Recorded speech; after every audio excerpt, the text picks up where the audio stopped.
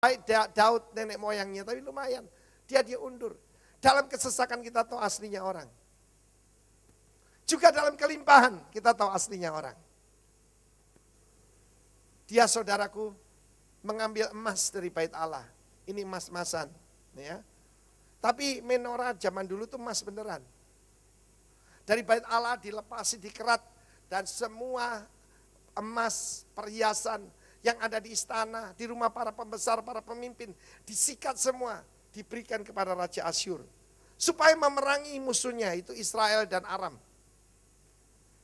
Malah celaka saudara. Yang terakhir yang dilakukan Ahaz, dia malah menyingkirkan mezbah Tuhan.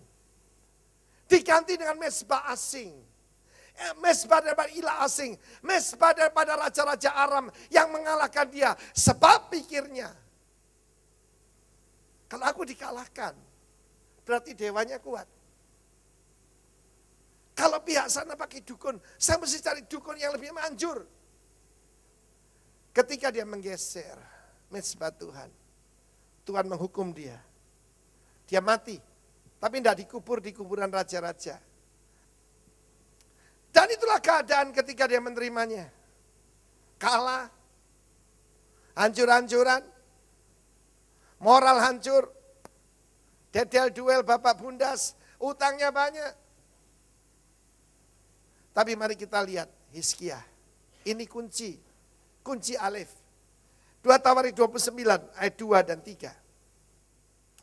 Ia melakukan apa yang benar di mata Tuhan, tepat seperti yang dilakukan Daud bapak leluhurnya.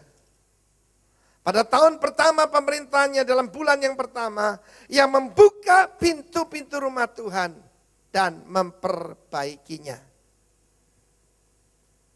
Haleluya.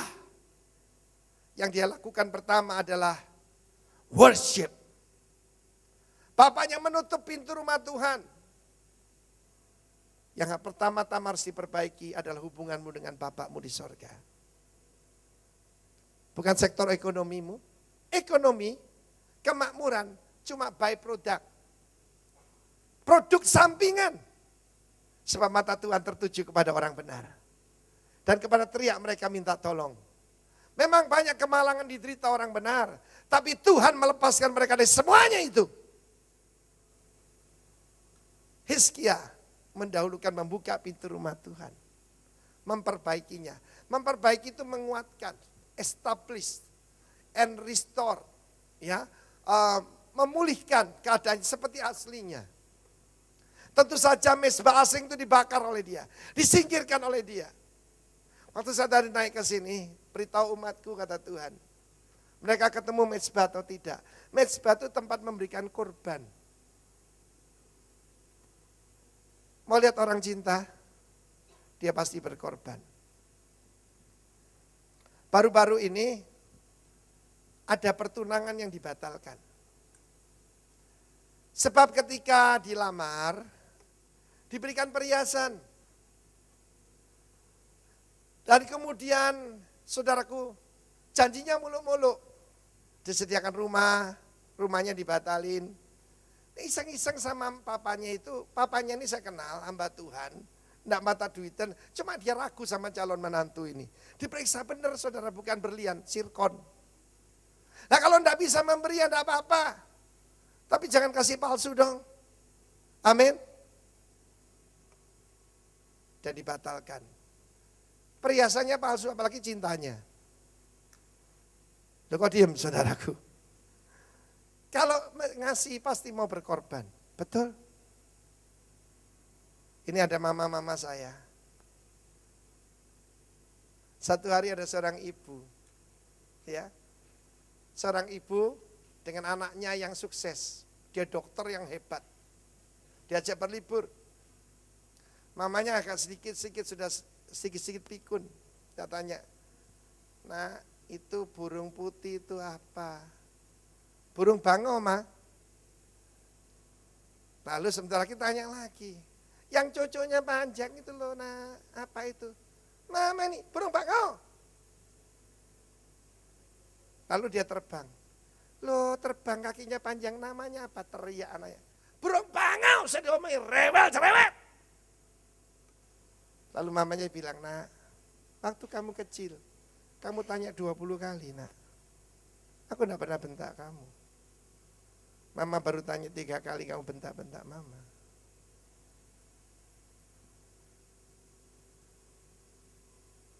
Hormati orang tuamu, mumpung masih ada.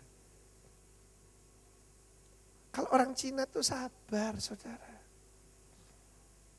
Orang mengasihi itu berkorban. Amin. Rupanya banyak perlu membereskan dengan orang tuanya ini. Mau diberkati, hormati orang tuamu, berkat ganda. Supaya berbahagia engkau dan dipanjangkan umurmu di bumi.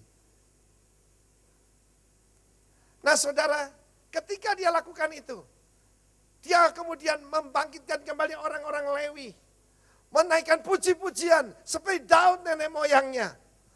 Tempat yang tadinya sudah tidak ada kebangunan rohani, terjadi kebangunan rohani. Yang dia lakukan, ini prinsip namanya the first thing first, principle. Dan buku yang sangat terkenal, The 7 Habits of the Highly Effectual People, dari Stephen Covey. Syarat pertama adalah first thing first. Lakukan yang pertama itu pertama. Ada orang tanya pada saya, Pak, gimana bagi waktu? Saya bilang saya tidak lakukan yang tidak perlu. Dan saya hanya lakukan yang penting. Dan yang paling penting dulu. Seorang hamba Tuhan berkata, the main thing is to keep the main thing, the main thing. The main thing is to keep the main thing, the main thing. Yang penting adalah menjaga yang penting itu tetap terpenting. Amin, saudaraku. Dan Hizkia menaruh hope worship number 1. Saya mungkin mau ikut satu kejuaraan namanya kejuaraan masang kancing. Sebab istri saya baju pestanya kancingnya banyak, saudara. Biasa kalau sama pesta itu kan, kesusu begitu. Saya masang, aduh saudaraku, sudah masang angel-angel. Melingse, cuma 1. Saya ngulangi semua. Lalu saya punya pengalaman, saya pasang kancing utamanya paling atas, ketemu, plek, baru selanjutnya gampang. Amin. Dalam kehidupan juga gitu. Ya, pernah enggak? Saudara kesus, ternyata bajunya miring. Karena itu dalam kehidupan, pasang kancing utamanya lebih dulu. Yang lainnya menyusul. Dan yang pertama adalah hubungan dengan Tuhan. The main thing is to keep the main thing, the main thing. Kadang-kadang istri saya dipakai Tuhan untuk mengingatkan saya. Sayang, kok sudah lama sih enggak main gitar? Oh ya, sebab itu the main thing. Kalau khotbah itu bukan the main thing. Penyembahan the main thing. Amin, saudaraku. Tiada yang besar, mulia dan benar selain Tuhanku. Itu yang utama. Oke saudaraku, kalau mau saudara mengalami pemulihan, dikuatkan oleh Tuhan, lakukan yang pertama, yang terutama, hubunganmu dengan Tuhan. Amen. Karena itu dalam Matius 6 ayat 33 Sang Raja mengajar pada kita. Haleluya, saya minta kunci deh.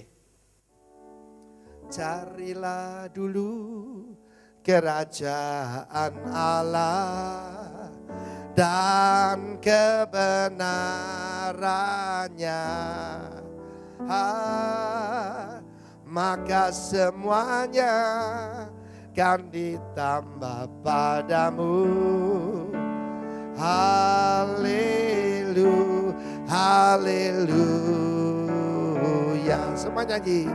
Carilah dulu kerajaan Allah dan kebenarannya, maka semuanya akan ditambah padamu. Haleluya, haleluya. Amin. Kau menjadi yang alef, yang terutama dalam hidupku. Amin. Kita lihat akibatnya. Selanjutnya kita baca dalam 2 Tawarik 31 ayat 5 dan 6. The Aleph Principle. Apa yang dia perintahkan? Dia membuat surat keputusan raja. Raja berfirman terjadi. Ia memerintahkan rakyat yang di penduduk Yerusalem untuk memberikan apa?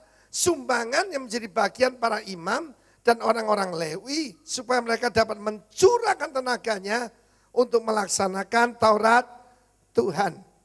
Segera setelah perintah ini tersiar, orang Israel membawa dalam jumlah yang besar hasil pertama daripada gandum, anggur, minyak, madu, dan segala macam hasil bumi. Mereka membawa juga persembahan persepuluhan dari segala sesuatu dalam jumlah yang besar. Orang Israel dan orang Yehuda yang tinggal di kota-kota Yehuda, jadi ketularan ya. Pertama Yerusalem, pemimpin harus kasih contoh. Juga membawa persembahan persepuluhan terdiri dari lembu, sapi, dan kambing domba. Dan persembahan persepuluhan yang terdiri dari persembahan kudus yang telah dikuduskan bagi Tuhan Allah mereka. Semua yang diletakkan mereka bertimbun-timbun. Kemudian selanjutnya saya melihat hasilnya. Bagaimana ekonomi mereka dipulihkan. Dan mereka mengalami yang luar biasa. Haleluya. Dalam 1 Raja-Raja 17, kita lihat ketika terjadi kekeringan, Tuhan berkata, pergilah ke sungai Kerit, sebelah timur sungai Yordan. Kita kan cukup 1 botol ya minum, Tuhan kesediakan sungai kecil.